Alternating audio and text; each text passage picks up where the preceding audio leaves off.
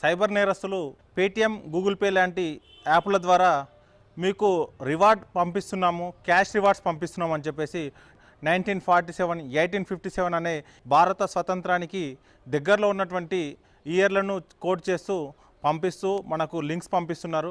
స్వాతంత్ర దినోత్సవ శుభాకాంక్షలు తెలియజేస్తూ హ్యాపీ ఇండిపెండెన్స్ డే అనే ఒక మెసేజ్ ఇస్తూ కింద 1971 అని ఉంది. అది మనకు వచ్చినట్టు చెప్తే కింద స్క్రాచ్ చేసిన తర్వాత నెక్స్ట్ స్టెప్ అని చెప్పేసి నెక్స్ట్ స్టెప్ చేసి సెండ్ చేయమని చెప్తున్నారు. గిఫ్ట్ కానీ క్యాష్ బ్యాక్ కానీ వచ్చినప్పుడు మనం స్క్రాచ్ చేసినట్లయితే మనకు అమౌంట్ డిఫాల్ట్గా మన అకౌంట్లో యాడ్ కావాలి.